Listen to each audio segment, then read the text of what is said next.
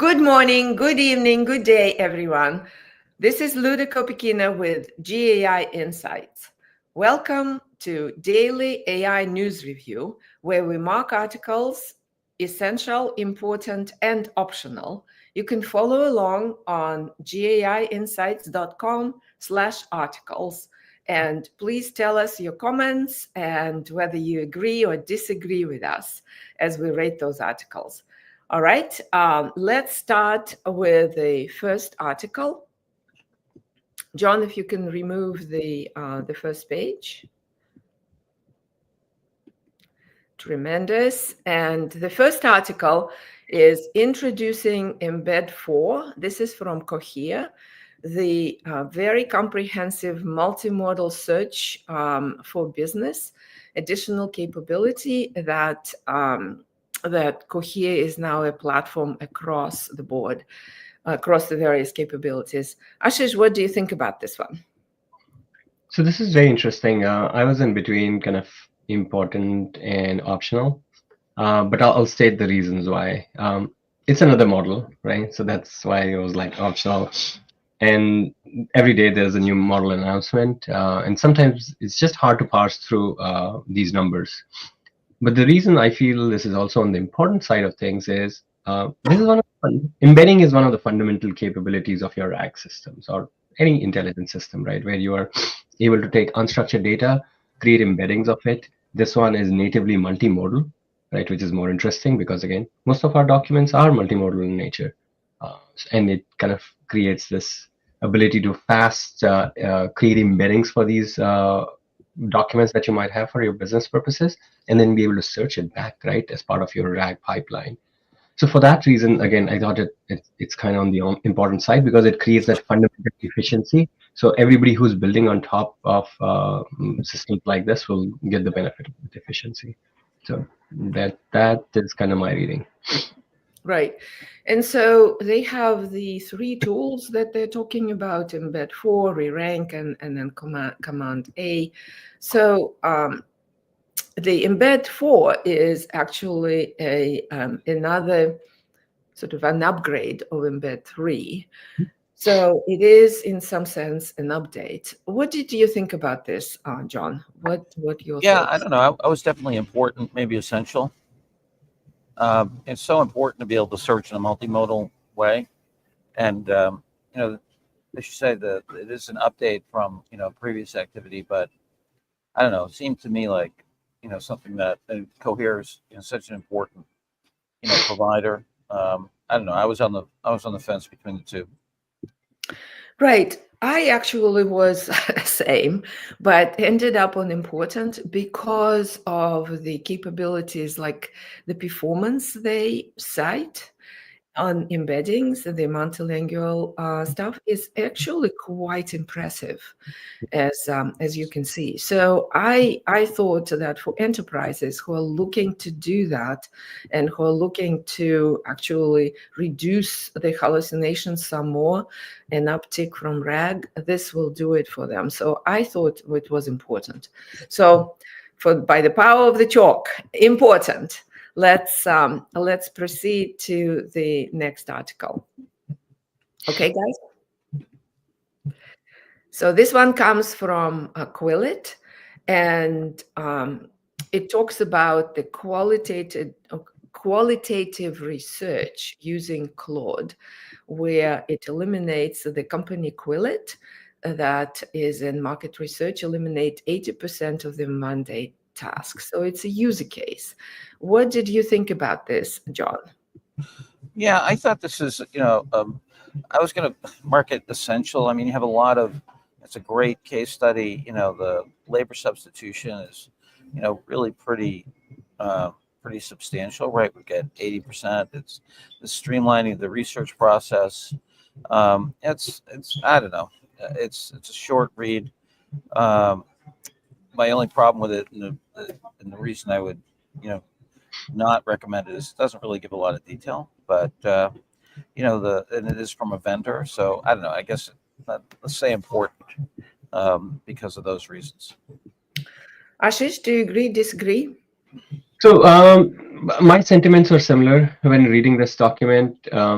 article, again, it is a use case, which is always interesting because we get to see what people are implementing in the field. It was a very short article, thin on details.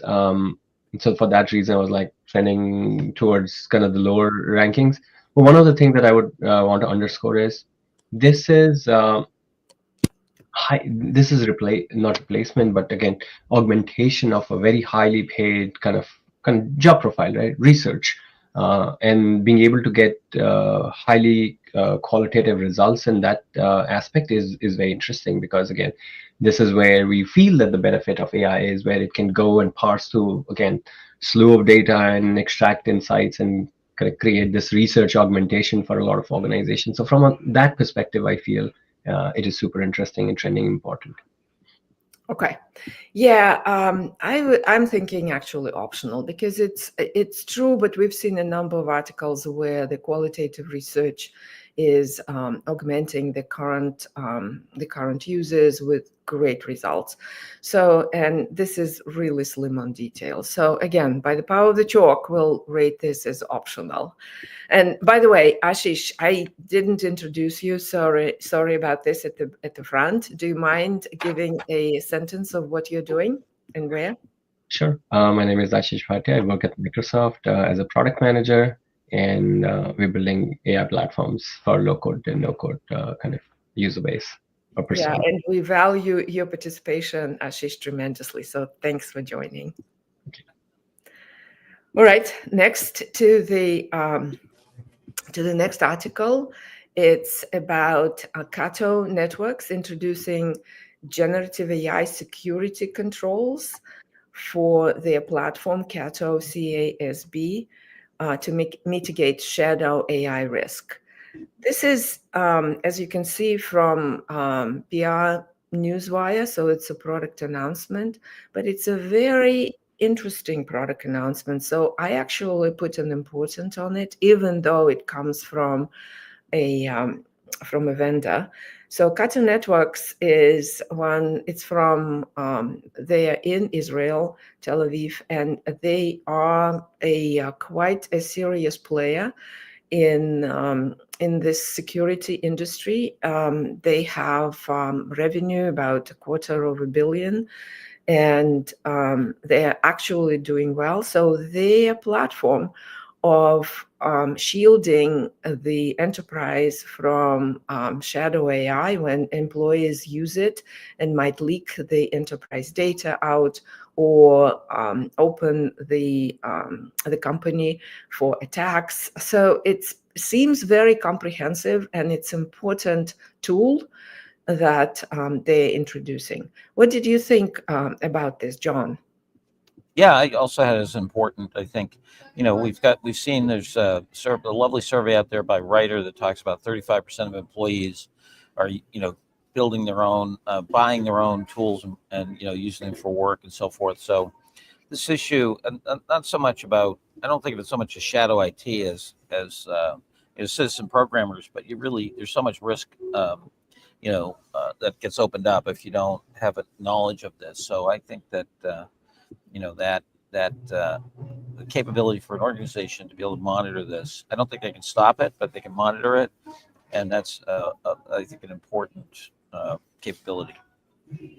Ashish, going on important, what do you think? I had similar kind of rating, but for a different reason altogether. What I thought was, this is kind of, and Luda, you have talked about stuff like this in past, like almost trending towards kind of surveillance. Um, Yeah. People are going to want to be able to bring their own AI. Just like, remember, there was time where bring your own device was not a thing, right? But now organizations encourage bring your own device, barring the kind of stuff is on top of it, right? I feel there is not going to be one AI winner, anyways, and folks are going to be comfortable with AI that they use for various purposes, and they might want to bring their own AI long term. So we would have to look at this problem slightly differently, maybe in a few years. But today, given the context, I understand, right? Shadow AI is an issue. It creates leak of confidential company data, and people would want to kind of monitor and kind of closely guard that. But long term, I feel there will be much like bring your own device. They might be bring your own AI concept. Yeah, I struggle with that, Ashish, to tell you frankly, because it's a really intricate balance of where you put this security layer. If you tighten it too much, you completely stifle the creativity, right? And people turn off. If you can't use your own creativity, you say, well, I can find another job, right? So it is an intricate balance, and so, but by the same token, having said that, I understand enterprises, and that's what you're saying. Enterprises will have to have this type of protection, and then try to balance it. So let's Also, read it important. Yeah, sorry, go ahead. the other thing is kind of remember again, a lot of the narrative today is about the enterprise AI or like whether it's Copilot or Claude or whatever, right? But there are going to be all sorts of AI tools for coding, for designing, for your general kind of helper assistant. So that there would be a spectrum of AI assistants, right? And Yeah. folks, depending upon their skills and capabilities, would want to bring their AI. Right, right. Okay, so let's mark it as important and proceed to the next one. Okay, the next one about the healthcare AI adoption. Are we going to do the one on Cogito? Oh, Cogito, right. Okay, sorry. It's okay. That's right. That's right. And sorry about this. And this is you, John. Go ahead, please. Yeah, I was going to write this one essential. I mean, they have this new company just founded last year, by an ex-Googler and the other person I think was from Meta. They, these models that they're putting out with this, you know, uh, particular approach to iterated distilled amplification, which gives the ability for the model to self-improve and then update itself and then to iterate and do it again. And the if you look at the quality of these models against the benchmarks, they're doing really really well. So brand new company, everything from 8 billion parameters up to 70 billion. Very capable models. Amazing they did it in just a year.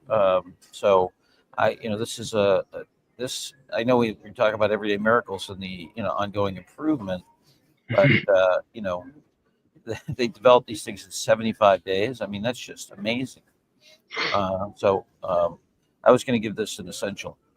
Yeah, and the improvements, as you can see in all of those charts, is incredible actually. So this Yeah. is the 3B model. This is an 8B model. So from 67 to 80, from 83. Oh, this one is not quite doing so well, but on the reasoning side, but non-reasoning is doing well, and this is the last one is tool calling for smaller models. I see. So these are different tests talking about, and they're very impressive across the board. What did you think about this, Ashish? Um, My thoughts were new company, phenomenal work in a short amount of time. This is the kind of power of AI as it stands today, right? In a very short amount of time, you can achieve a lot building on the shoulders of others. So that's great. New technique as well, but not yet tested, right? We don't know how this pans out. It also, in this fragmented market of kind of so many AI models, this is yet another model. What's super interesting is path to super intelligence that they talk about. That path is laced with self-improvement, and without self-improvement, we will not get there. Reasoning is a step further, but again, without self-improvement, we will not get there.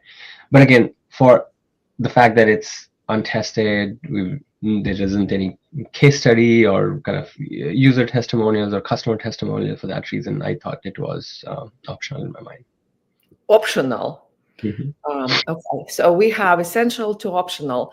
I thought it's worth highlighting it into at least important because of the two new thinking pieces that they've introduced, and having done this in cooperation on top of Llama and on top of other models, and having done this very quickly. So this is the improvement on steroids type of thing. And so it's worth highlighting that this is happening into at least important. Could you both live with important? Sure. Yeah. John? Yeah, okay. Well, Do remember, important is, a lot of those comparisons are with the previous generation of Llama models also. that's true. And that's not the right comparison, unfortunately. But it's still a serious advancement into our understanding of the models and how we can accelerate them in terms of their performance. Performance also metrics are not perfect, as we know, right? But by the same token, let's highlight it. So important it is. Let's proceed to the next one. And I screwed up who is reviewing what, so apologies for that. And Ashish, I would like you, if you don't mind, to review this one. So this is the Healthcare AI Adoption Index. This is a partnership between Bessemer Venture Partners, AWS, and Bain to talk about what is the current sentiment among healthcare providers, and what they're doing and how they're adopting AI. Hmm. Do you mind introducing this, please?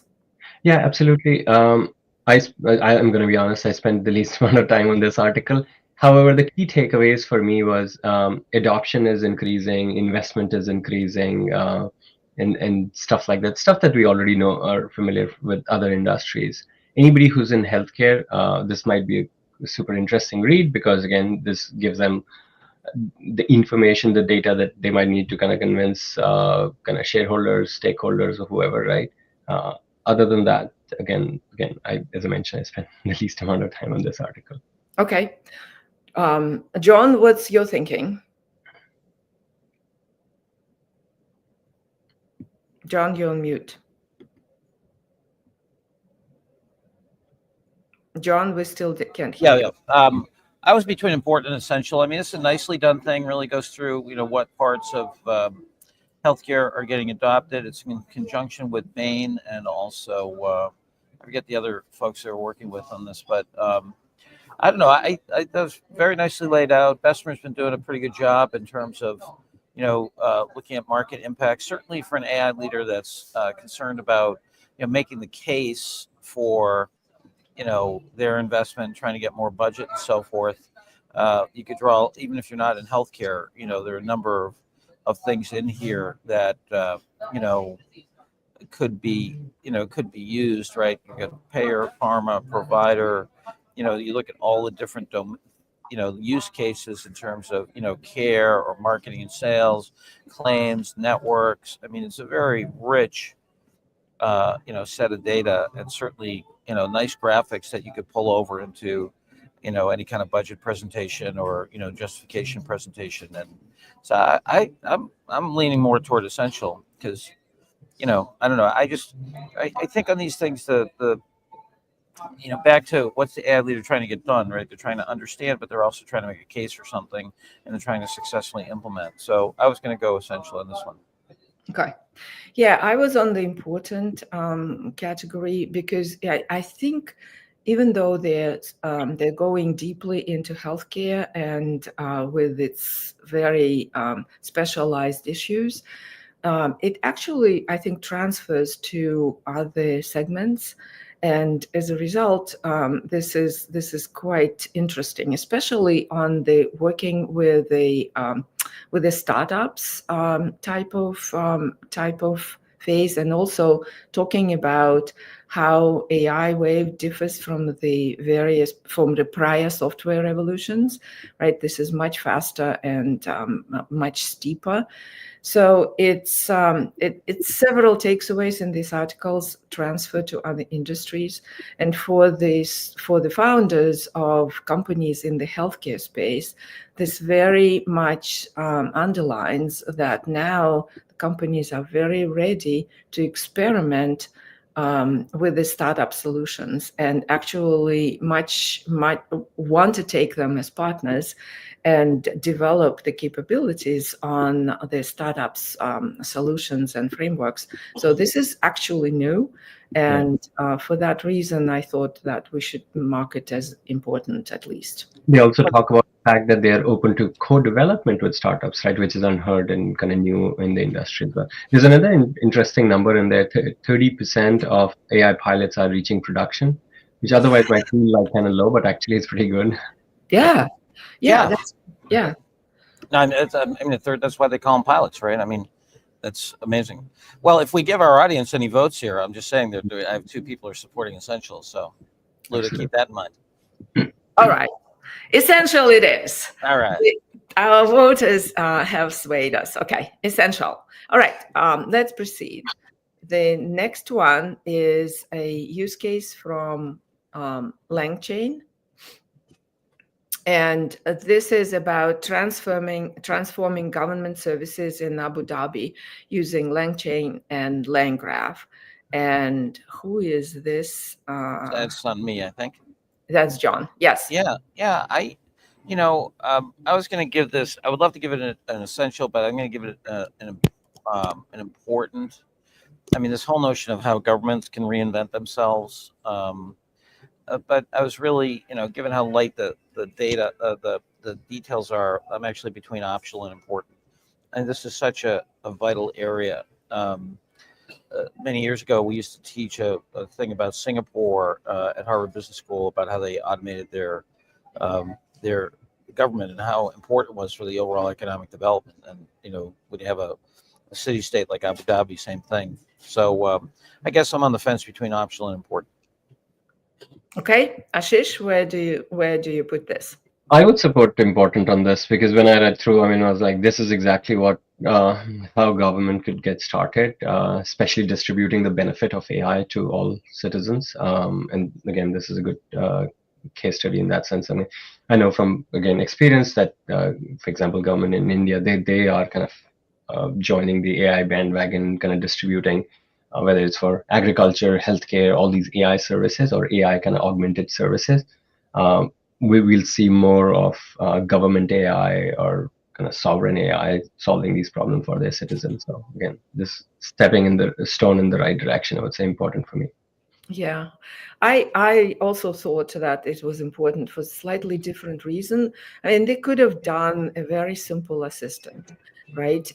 But they pushed it a little bit with the LangGraph. They put and it sort of more semantic and context understanding of what people are looking for in specific cases.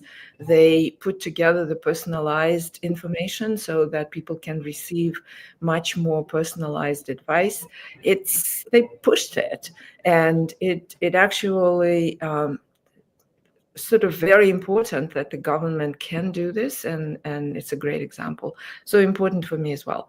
All right, well, let's rate it important. And we have, I think at the end of our 6 articles, we have a couple of minutes. All 3 of us were at Imagination in Action yesterday. This was an event with I think at least, I don't know, almost 1,000 people. So it was well attended, fascinating speakers and the like. Maybe share some takeaways from it, Ashish. Yeah, I mean, for me, kind of this is the OG of AI conferences, and it's kind of in our backyard.